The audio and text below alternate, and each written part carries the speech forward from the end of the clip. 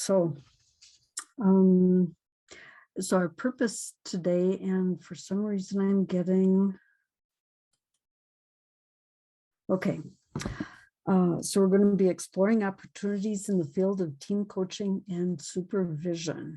And let's see if I can go to the next. Why is this not working? Oops.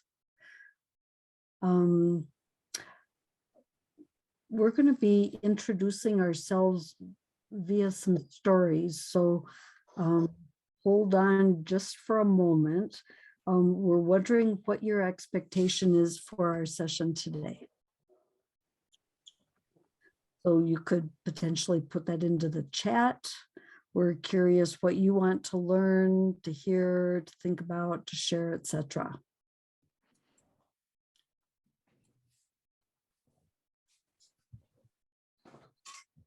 And while you're putting that into the chat, we're going to do some brief introductions by way of our backgrounds in these two areas. We'll be sharing a few stories from the field.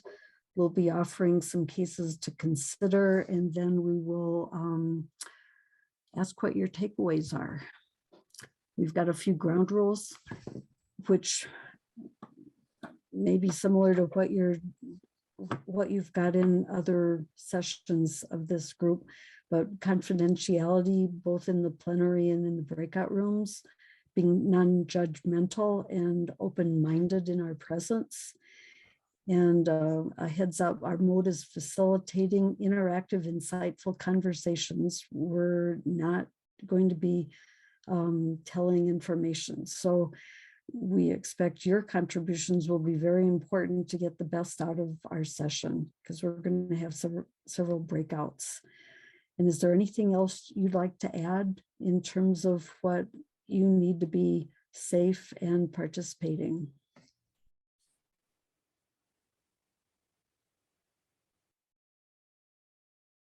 And for some reason, I'm not able to see the whole. Let's see if I can. Oh, let's see. So Catherine, I suggested as a ground rule to add, I put it in the chat room, to be present, because these days it's very easy to be multitasking. So I think that the quality of the presence allows for the learning from everybody, from each other. Great, thank you so much. And thank you for the chat contributions. And we have to learn about team coaching supervision, to learn more on the topic, understand better complexities and dynamics of team coach supervision versus individual coaching supervision, how team supervision is different from coaching supervision, to hear cases, understand more about the topic, exchange experiences, stories, and to share challenges and strategies, and how in supervision would we be holding the space for reflective practice in team coaching. So just a little bit of from all of you, thank you for contributing. And thank you, Michelle. Yeah. Would you like to go ahead, Michelle, and introduce your story from the field as well as yourself? Sure. So really an honor to be here with you today, this evening, this morning, this afternoon, depending on where you are in the world. I am in British Columbia, Canada. And right now we're in the throes of a very cold spring. Today we finally got to 20 degrees centigrade, and that's the hottest and warmest that we've had so far. So I'm a supervisor, team coach supervisor, and I work as a mentor coach, a team coach, and a leadership coach.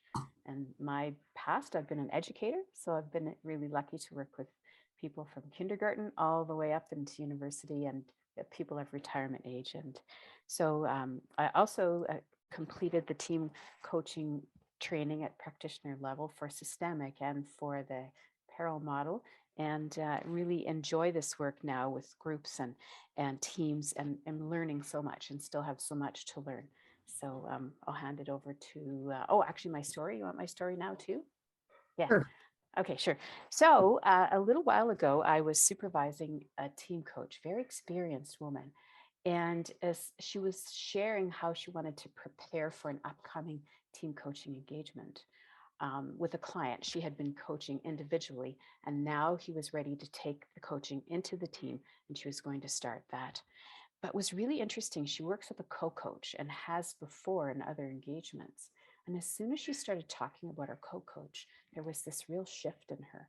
Her voice became quite high and breathless, and she started to laugh with a bit of a nervous laugh. So we slowed down a little bit, and I said, I wonder what you're noticing. And she said, wow, I'm different right now when I talk about my co-coach. So we went and, did some reflection around, what do you think that's about? And she said, well, we've just worked on a couple of engagements and we're moving in different directions. And sometimes she takes the team coaching in a place that it's all about the team dynamics and not really about all of the other things that I think are really important. So, and then there was this unraveling where sibling order, her co-coach is older, oldest in the family, older in age, and has less education.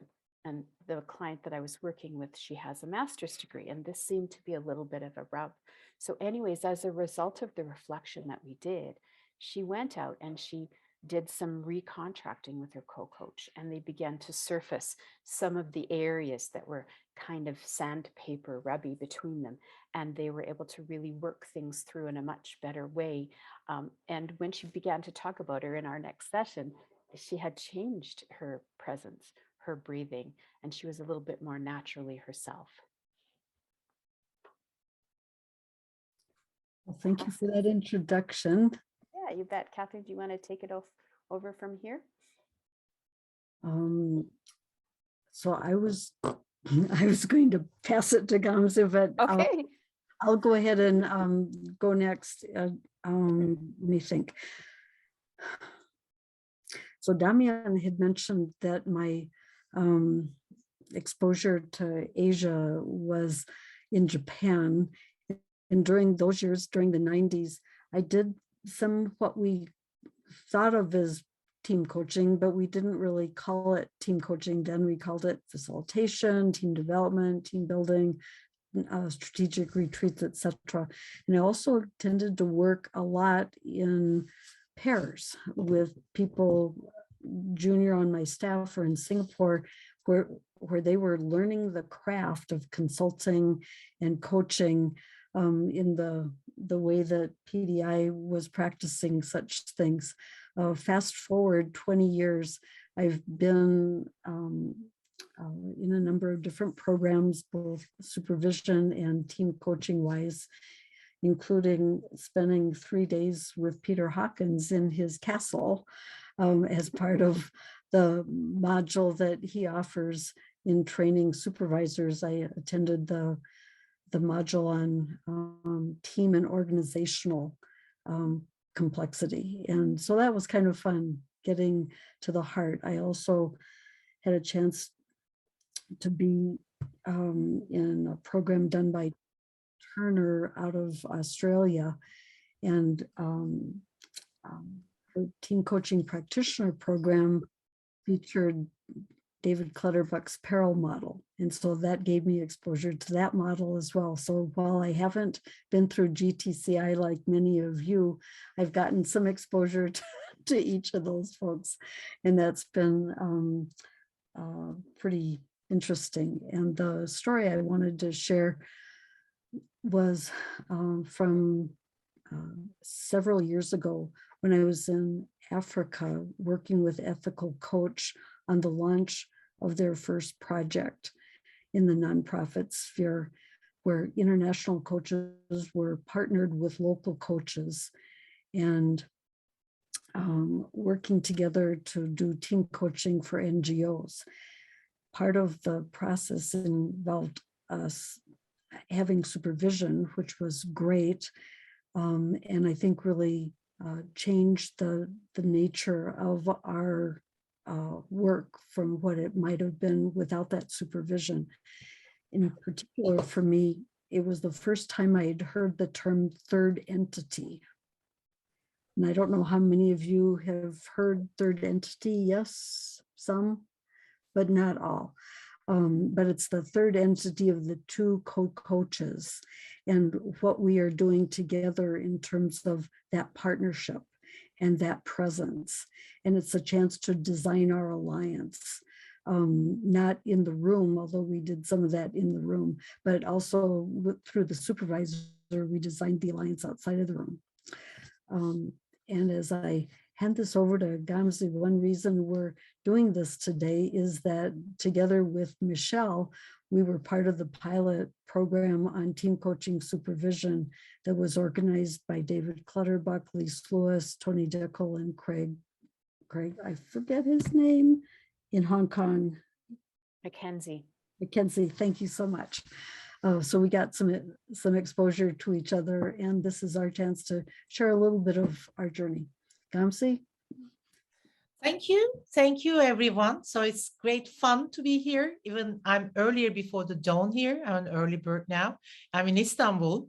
It's a pleasure, honor, and quite fun to be here in this morning. What I would like to share about myself in this context is that I'm doing team coaching in almost for more than 15 years. And I'm keen on supervision for many reasons. And I'm also an accredited supervisor, coach supervisor. And I'm a part of this pilot program as we went through with Michelle and Catherine. And also I am also a graduate of a Henley Business School. And I started supervision with David Peter Hawkins. So I'm also a master coach, an executive master coach for 18 years. It's going to be my pleasure to share about our experiences and our thoughts and views about team coaching supervision, where I believe teams now are one of the most important dynamics in organizations during this VUCA times. Indeed, being in the unknown as a team is a great challenge now. So it's also quite growing here. So it's my passion to support teams and team coaches at this end of my profession as well. So my story, there's quite a bit of stories, but one of my favorites is when one of the team coaches I worked with was she was having difficulties with working with some kind of co-coaches, and she was struggling with one type of people to co-coach with a specific type of people where they were male dominant and also kind of a little bit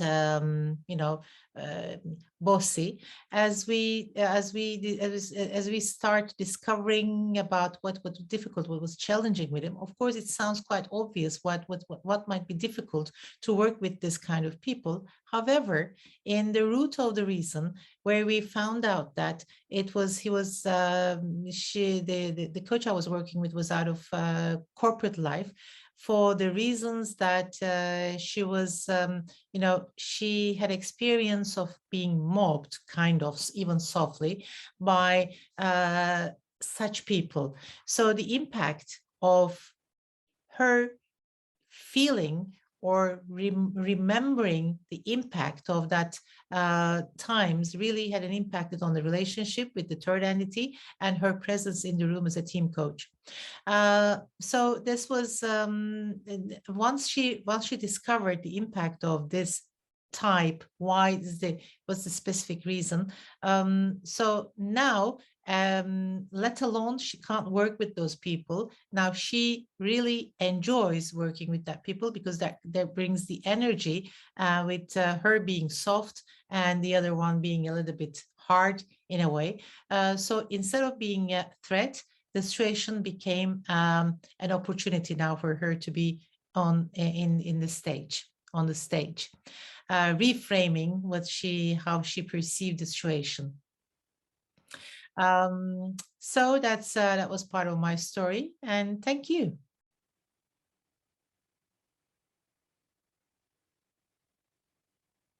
Katrin, you're mute. Yep. Trying to get back to the shared screen, just a sec. Okay. Time to get, there's the slides coming on. Oops.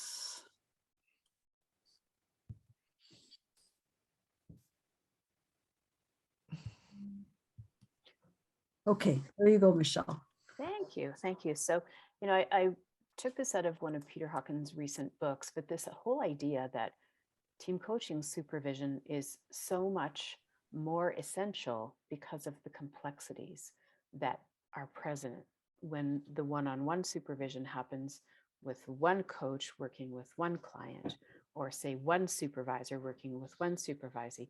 But now we have what I think Clutterbuck and Hodge call working with dynamic complexity. And so there are lots of different ways to do this work, and the models are starting to show us the way. And of course, looking at that next slide, Catherine, if you want to pop that one up. Now, Peter Hawkins has made very popular the 10 modes of supervision, and from the 7. So basically, we have, the client team as the mode 1, and so on. And then the ones he adds would be the stakeholders, and how the team engages with the stakeholders, as well as the relationship between the team and its stakeholders, the dance that goes between. So this is one way, and I think it's really important that the emergence of our field, the opportunities that we see, and some of the challenges that we're having opening this field up and learning how to work together and work with our coaches and supervisees in it. So, Michelle, we didn't realize you'd be here, and so this may come as a surprise.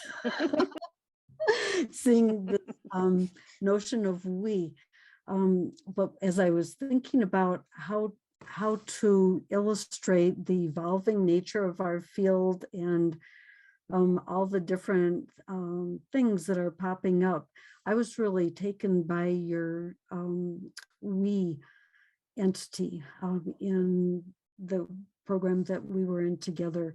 And as we think about the client in team coaching supervision, the client is really a we, and we can still use the original 7 I's as long as we think about the client as a we. Anyway, I thought that was an interesting one to reference. And the other one I wanted to just share briefly is something that Allison Hodge has been putting together, which shows not I's or modes, but different factors to consider, different topics, different lenses, whether it's leadership, dilemmas, culture of the organization, various psychological phenomenon, coaches or coach, the wider system, contracting, individual participants, relationships, progress reviews, the collective coaching framework, team group development. There are a lot of different perspectives that can be brought to bear as a supervisor when we're working with a case. So this isn't a class in what all these things mean, but I just thought this slide illustrated the complexity of the number of things that are going on. Gamsi, would you like to introduce your case?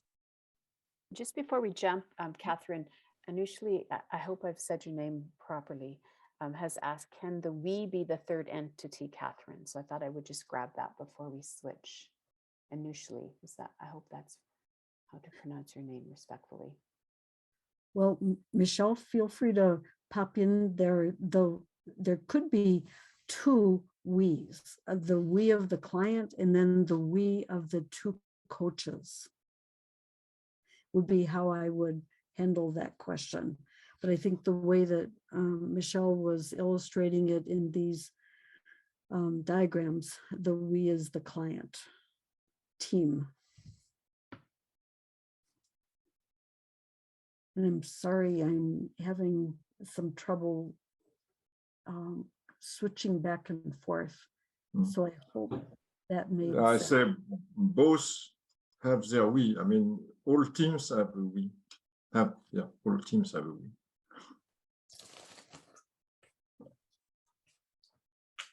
Okay. Yeah. Gamsi, would you like to share your first case? course, yeah. So as we mentioned before, this session is not a telling, this is a telling type of session, but also discussing and facilitating your thinking around this as well. So the first case I'm going to introduce you is after having read it, maybe you can take the photos of this picture. So in the breakout rooms, we will ask you to discuss what is going on here and what kind of, and we will request you to think about some questions as we move forward around this. And Catherine, would you mind coming to the questions? The next one, as I read the session, as I read the case, we will ask you to go back to the room and think about together in the break room. What does Joanne need? What are the seen and unseen mental and emotional challenges for her? What issues may she come up with? Where is the complexity? How might a team coach supervisor support her? And we will ask you to come back and share our things, share our thoughts. And so coming back to the case, this is the practice we will go through. Can we come back to the case, Catherine? Thank you. And here is the case. Joanne is a new and a passionate team coach. She's also an executive coach for 8 years. After 20 years of corporate life, where she was fed up with corporate games and ethic problems, she decided to quit her job and started to support people from outside as a coach. Joanne is now excited to coach a leadership team of 6 that requires a common set of values. The first brief in the meeting with HR was that the top leader was new and is expected to be fastly onboarded because the company has aggressive business goals and they have no time to lose in the market. Yet the market competition is fierce. This brief motivated her because she was experienced to onboard many of her managers when she was working in the companies, and she has worked with many onboarding executives as a coach. She felt comfortable with the assignment and signed off for the contract. Here comes the challenge. After the sign-off, in the interviews with the team, John's excitement turned into anxiety. The problems were more complex than she was first briefed. She learned that the ex-CEO resigned due to a fraud issue, and the rest of the team was very suspicious about each other because there were rumors about some of them having been involved in the fraud, but there was no evidence to support this. Joanne heard that the new leader was told about this. In her interview with the CEO, the new CEO, she heard that he thinks the team has already gotten over this and he sees no residue. He just wants to kick off the new sales projects and is impatient to start. Shareholders are expecting quick wins because they want to sell off the company after a year, and a new leader was giving stock options to sell once the company is sold at a competitive price. When Joanne talks with the team, she hears that the team is full of frustration and has no motivation. She realizes that the team was not open enough to CEO, and/or he doesn't care much about their frustration because his priority is to increase the company value. And he sounded like he doesn't want to deal with people issues. He thinks this is not a kindergarten, but a business. Everyone should be focused in their jobs. Now, this is the situation for Joanne as a team coach. And she might soon will come to a team coach supervisor to discuss about this. So we will ask you to now, is there any questions or anything you would like to, before, maybe you can take a picture of this that might be useful in the room.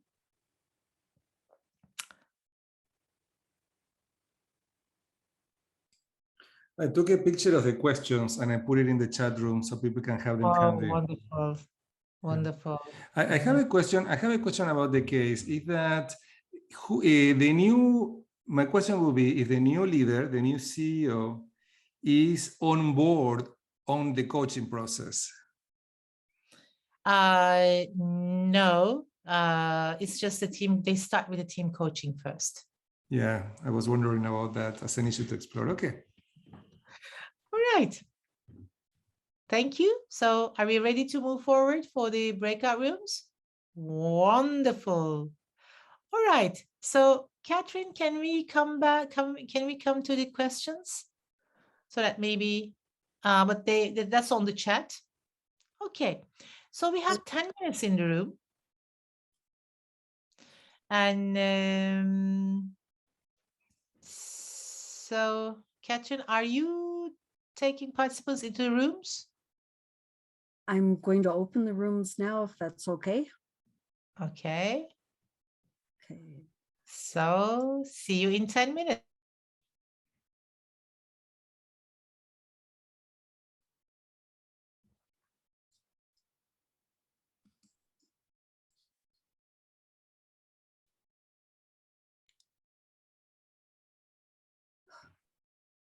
Shoot.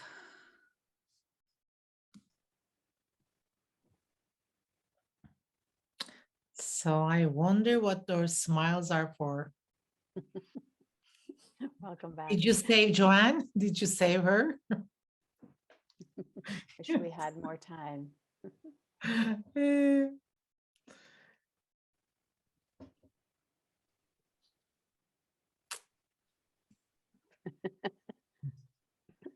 We're happy that we're not that coach. Thanks, God. But don't be so sure, you might be one soon, you know, complexity is everywhere. Yeah. Are we all back? Yes. All right. So I'm curious about what happened in the rooms, and who would like to start sharing first?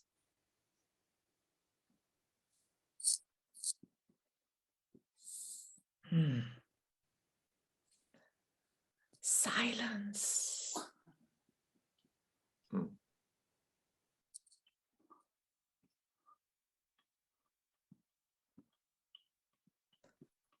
All right. Yeah, so the question, let's start from the first question. What do you think Joanne needed? So let's start discussing, because we have 5 minutes to go through. And Courage.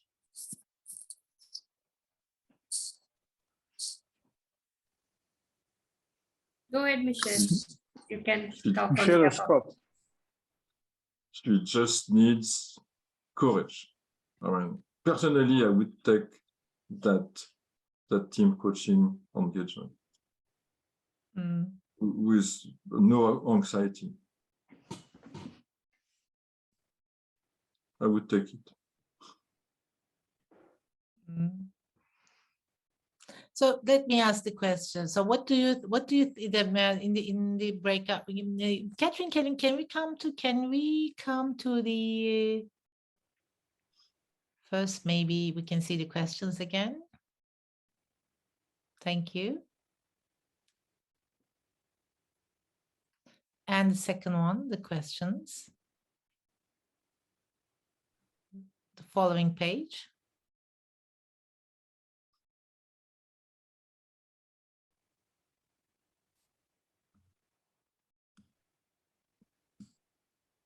All right.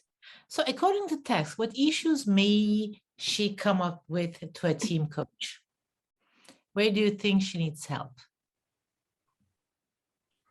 One of the things, we have a great conversation. People are being timid in our group. So, but we really have a really great conversation with Michelle and Noshli and Rika. And what we were talking about, we talk about many things, but one of the things we talk that may come up is her anxiety. She's afraid about the conditions. And we talk about parallel processes, because I share personally that if I will be supervising her, I may also experience as a supervisor, like a fear that I will fail as a supervisor with this complexity of this case.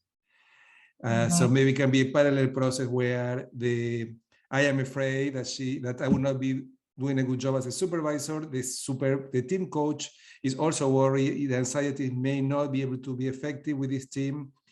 And then what we see as a theme that she came up with, the apathy, is like the leader may not be engaged and involved and committed. The participants are not committed either. So is the team ready for team coaching? So we were talking about, are there any tools in the market to measure team coaching readiness, to know if the team is ready for this kind of work? Exactly. Wonderful. And else? Let's hear from the other team. So, no, just before Catherine. Okay, anything else? How about some ethical issues? Might there be any ethical issues she might come up with, for example? Yeah, I Oh, think yeah, with I've got the, go ahead. That's yeah, Scott. Yeah, Scott and Geraldo and myself, we are seeing that the coach is needing to know what she's hired for, who's a sponsor, and there's a need for alliance. And you know, there's this complexities of not having openness, trust, transparencies, just pushing it ahead without actually looking at the real crux of the matter. So in terms of alignment of gender, alignment of priorities, she's probably been torn between different parties. So where is this alliance? How can she establish alliance? Who's really the sponsor? And if there was a suspect fraud, is there something that's ethics is in the system? And therefore there will be unease and a lot of doubt, and trust may not be in the system. Scott, you want to add, or Geraldo would like to add? One, just her own internal struggle, because she left her old job because she didn't like ethical and politics. And now she is smack dab in the middle of it. And a parallel process, the process for hiring her reflects everything going on. Let's just do it fast. Let's get moving and ignore all the stuff going on beneath the surface.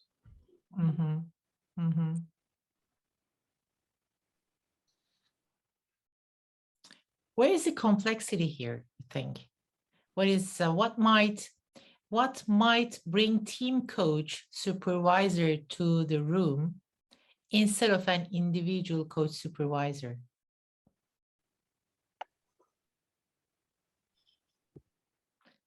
If you were Joanne, would you go to an individual coach supervisor or a team coach supervisor? Well, individual. Why do you say that, Michelle? What makes you say that? Because I think that my need, I mean, if I let's suppose I am Joanne, I think I would need support, the very active support function of supervision. And this is probably it's probably easier with an individual supervisor. So what would make you go to a team coach supervisor? What kind of a change in the story would you expect to go to a team coach supervisor then?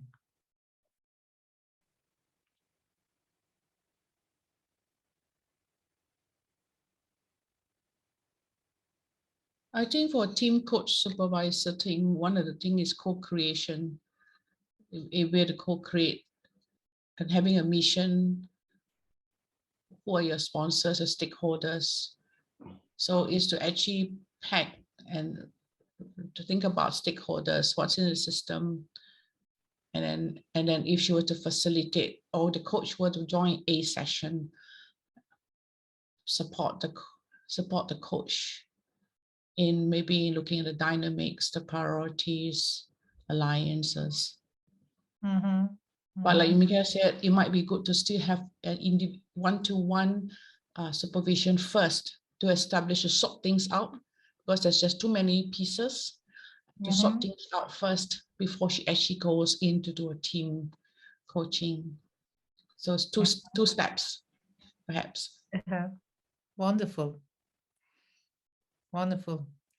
So well, it's of course a choice, but one of the options that she might go to an individual coach supervisor first to gather around the mess, all this little bit of pieces to put together, and to improve her presence as a coach, maybe, and then to understand the complexity of the situation, to clarify where she's, where the complexity of the team, the partners, the shareholders. She might have support from a team coach supervisor as well to understand more about the complexity, and to clarify what is her priority, maybe, or how she can. I don't think the situation is very complex, because and probably we can anticipate that she will become the scapegoat of that team. Mm-hmm. And as there will be very hostile, she will be a scapegoat and might suffer from attacks from the team. Mm-hmm. This is why I think that the support function is what she needs, more than looking at the complexity of relationship within the team. Mm-hmm. I imagine that she will receive messages like, "You are useless. What are we doing here? Blah, blah, blah, blah." It will be tough. Mm-hmm. Mm-hmm. Thank you, Michelle. Any other thoughts around this?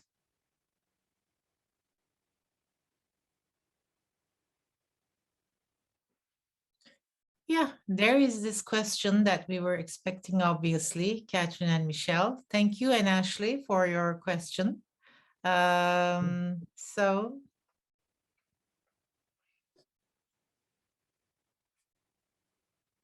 no, we will come to that by a little bit by the end of our session then. Okay, thank you.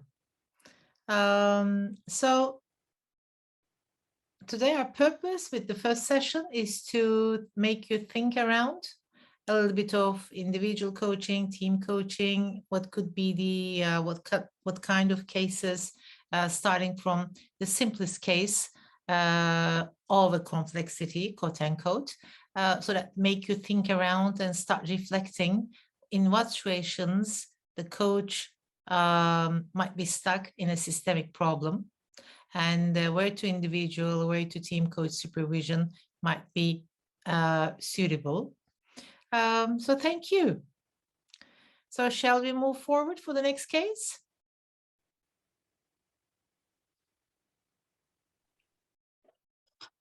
I think Catherine just put in the chat that we planned for a 90-minute session, and we are hoping that most of you can stay for another 30 minutes to participate in our next case. Yeah, okay, great. Those of you that can stay, much appreciated. And if you need to leave, we certainly understand. Yeah, you bet. All right, so great. Thank you very much for coming. And we shall send out some resources afterwards as requested. So, yeah, so this is an interesting case of internal and external team coaches, which sometimes happens and is a situation that might be brought to supervision. So the story here is, Jim, an internal coach in an organization, works in HR. The business is a hospital with IT. So the team is in IT solutions. So an external coach, Elaine, is partnering with Jim and to provide an external perspective. So she comes in, Elaine has a corporate background, but she's coming in now as a team coach.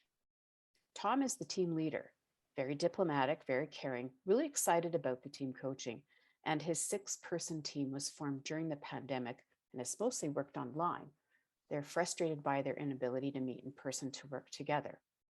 So Elaine is experiencing being left out of the loop quite often, she noticed. And when she brings this up with Jim, there's a recognition of this, but nothing is really changing. Another factor to consider is that Jim often provides facilitation to the team on an ongoing basis, different workshops and so forth outside of the team coaching. So already has an established relationship. And when team coaching, he seems to really find the sessions difficult to handle if they're open-ended. So he'll often take over and teach the team, and the team sort of appreciates this, but it's not really creating action towards their established development goals. So for Elaine, there's some questions of how to handle this complexity because she's feeling a little outside the system. She's got, challenges that are coming in. And the other idea of what are some of the, wider contextual situations around internal team coach pairing with external team coach. So we wanted to give you another 10 minutes to discuss this within your groups, and then just to come back and share some of the ideas and insights that came from this particular situation and case.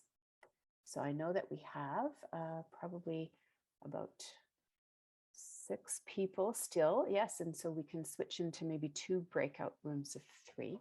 And the questions, if you want to take a snapshot of them, or we can put them in the chat for you if that would be helpful.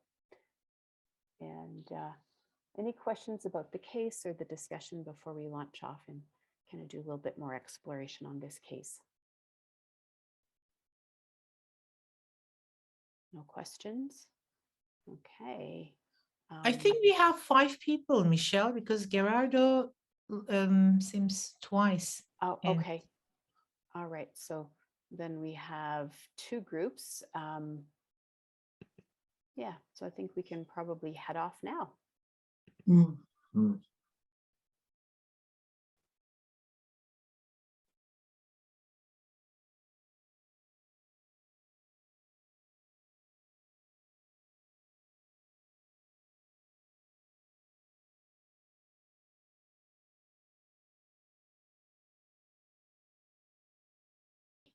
I think we're all back now, and would love to hear a little bit about your conversation about Jim and Elaine and some of the things that might have come up for you. I put the questions in the chat.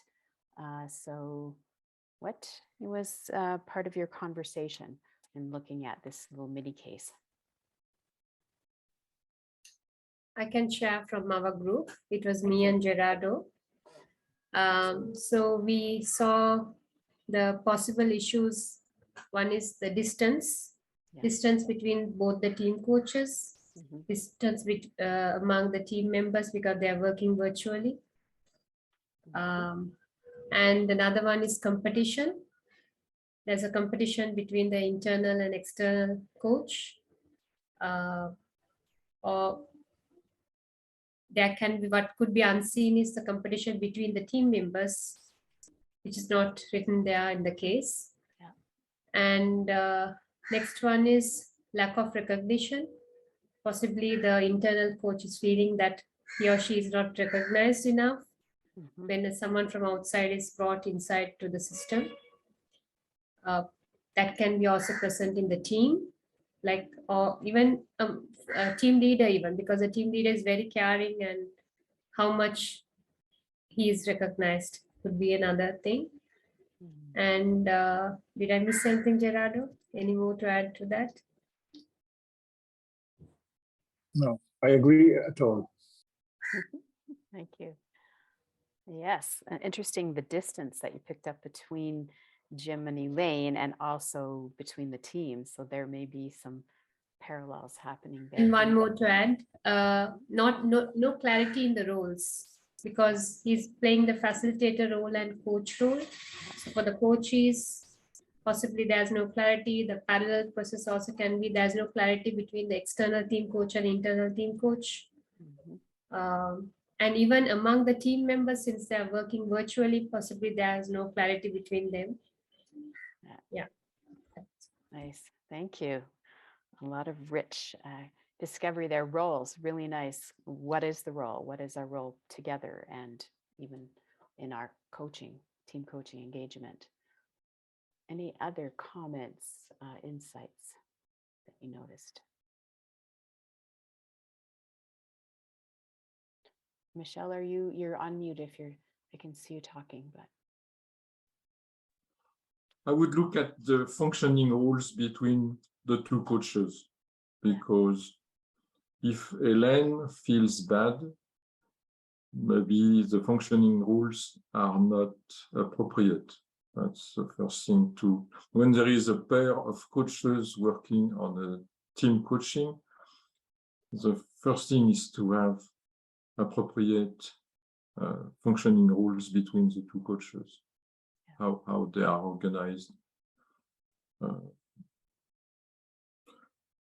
Now, in the group, we were discussing about starting the supervision with looking at the functioning rules between coaches, or looking at the contract between the coaches and the team. So it was what would be the priorities? That was the question in our group.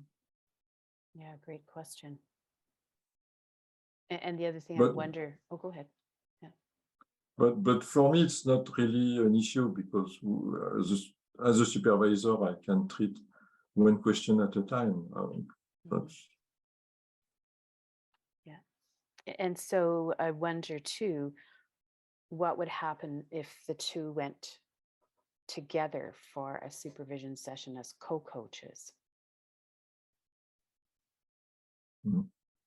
Might that assist in the contracting? Because obviously they have probably had trouble doing it outside the session, and now maybe they can do that with the help of the supervisor. So that's one difference, I think, in team coaching, that you may have a co-coaching supervision rather than a one-on-one, or a group is another option. And there's any other comments or insights for Elaine and Jim in this tense situation that they're in? I like to add, yeah, go ahead. No, go ahead, Ashley. And we're going to encourage Sincho to share what we had in our conversation, because I don't know if you feel like sharing. Yeah, I think we were also saying the key questions: where do you start? Where do you focus on? Because there's this team coaches actually coming together and co-creating what they want to do, and it's contracting. And then what is the roles of the team leader? Or was a big question that was also asked: are you coaching the team leader, or are you coaching the team? And in supervision, so where what are you focusing on, and what is the roles of the two co-coaches? We're wondering also if this had been a panel of coaches, then perhaps that could be the first starting point to actually then build an alliance and even developmental of the co-coaches, internal and external, so that they can co-create and work in some synergy. That could be a starting point. So where is the starting point? I think that's our question. David had this powerful question: where do you start?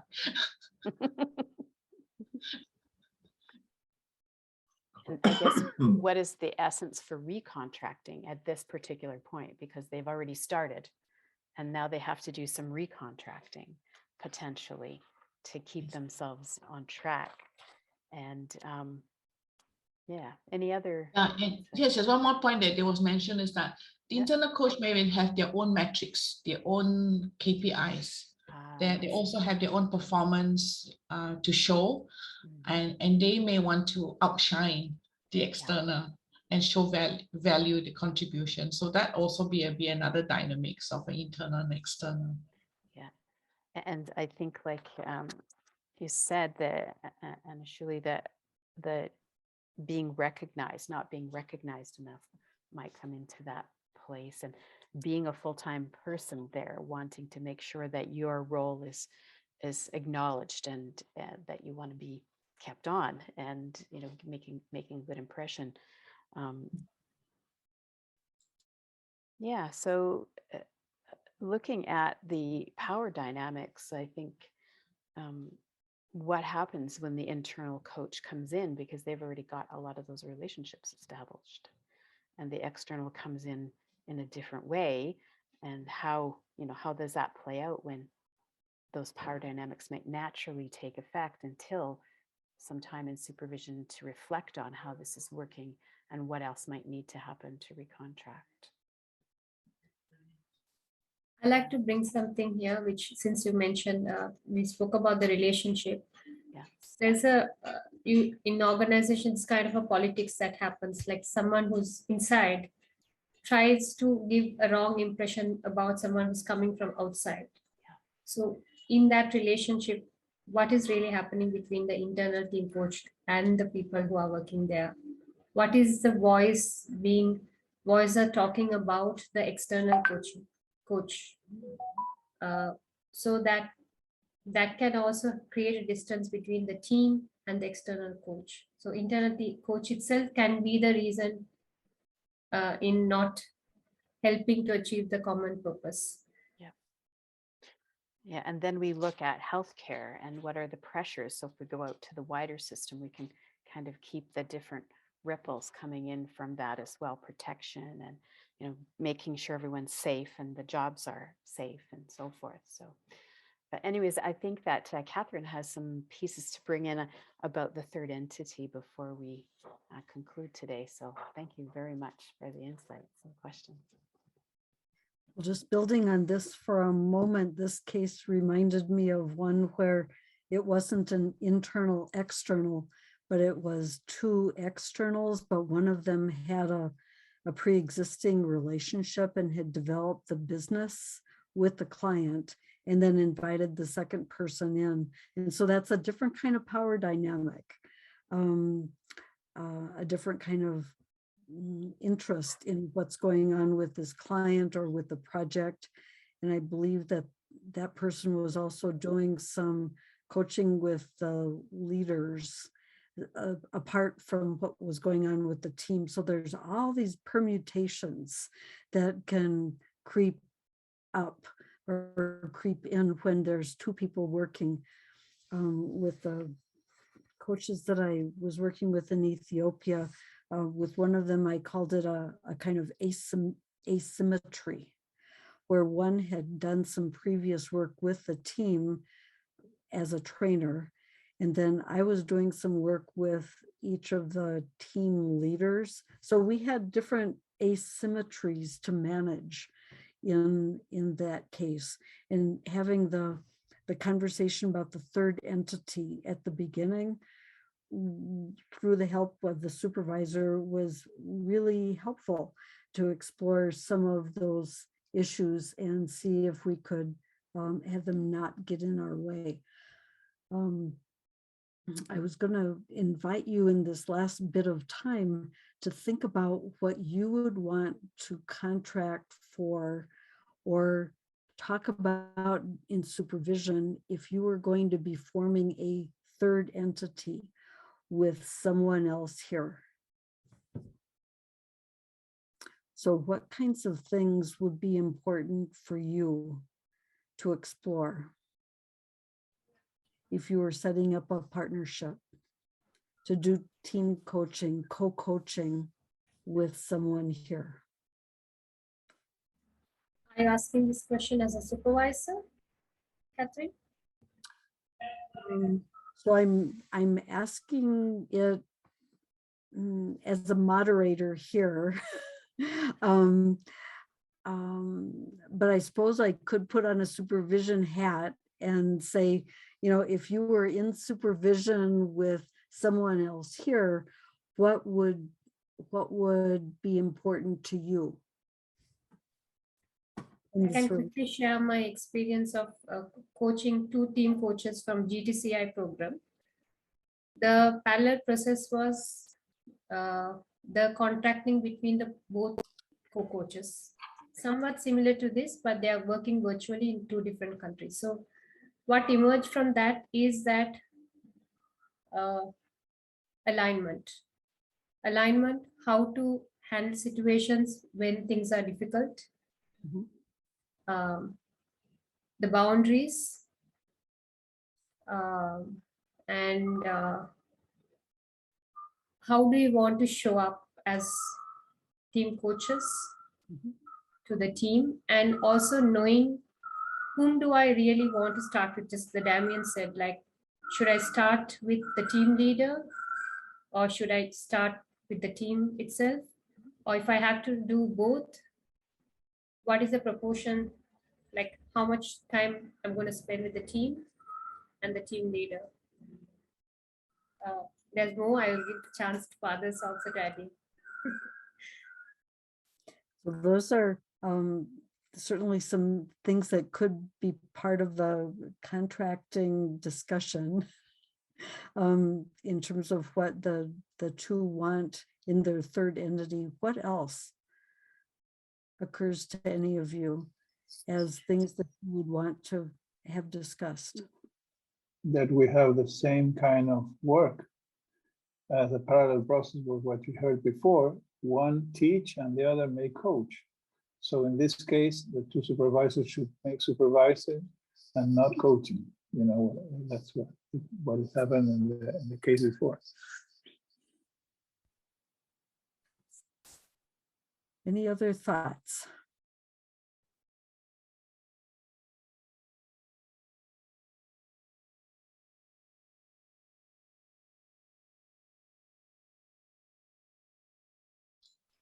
One thought is that when you have more than one person leading, how would you do this very flowing, very seamless, accountable, so that you don't overstep the other? So how do you do that? And maybe you have to kind of be comfortable. There needs to be some, I feel there should be some chemistry also between co-coaches with pure agendas. What you mentioned first reminded me of the word dance. So orchestra. Yes, how do you dance? Yeah. So Yes. is one going to be in front and the other more in the observer role? And how do you invite in, or Yeah. are there some signals that go on? And that can all be anticipated, and yet we can also be flexible in the moment. And I see a question: what are the gender dynamics? I will add to that the power dynamics, the different power, and also related to contracting, the importance of spending time in clarifying expectations. Something that we discussed in our group in the case was what happened with the agenda for the internal coach, maybe different than the one from the external coach, and how that can be explored. And not giving for granted that there is trust that needs to be cultivated by the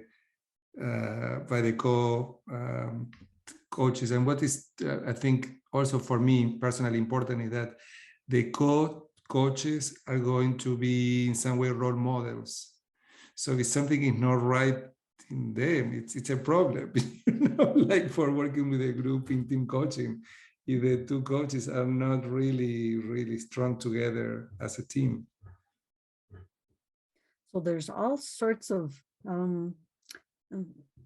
topics, questions, requests, needs that each person may bring into that conversation.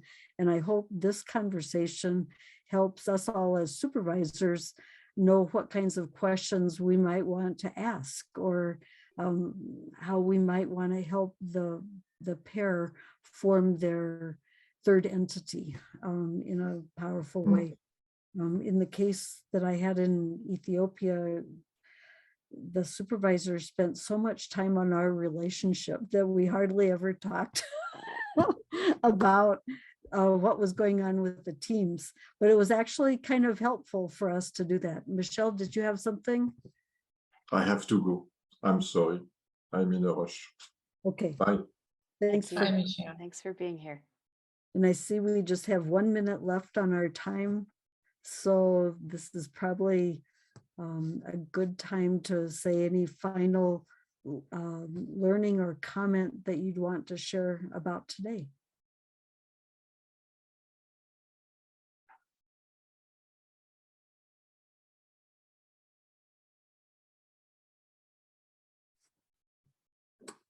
I just dropped a couple of resources in the chat, and they're each a chapter in the books that I mentioned that directly address team coaching supervision. And there isn't a lot. I don't think that's been published yet, except for maybe Michelle's work, which is in French.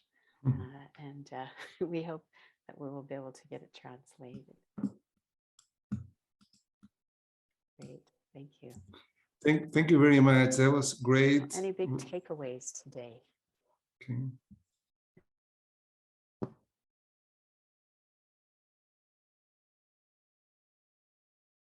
Well, I think we're hoping we met your needs to discuss some of the cases and challenges, etc., and a lot of rich learnings. Thank you all for your participation.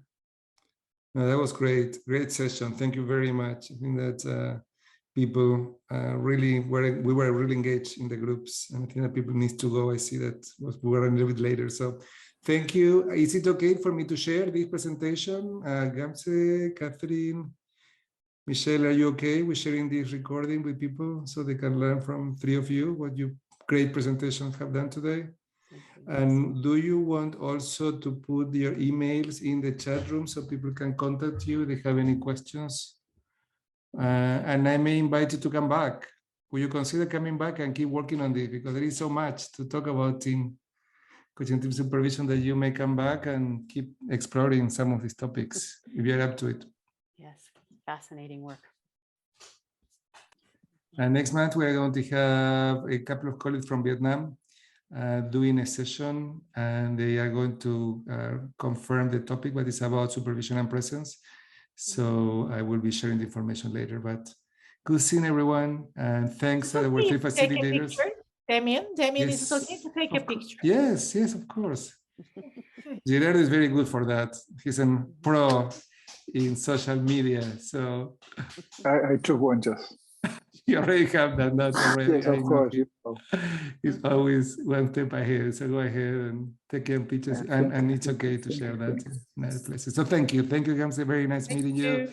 Thank you, Thank you so Michelle, much. Catherine. Thank you very Thanks, much for spending Catherine. time in putting this together. Thank you. Good to be Thanks, with you. Damien. See you soon. Take care. Bye.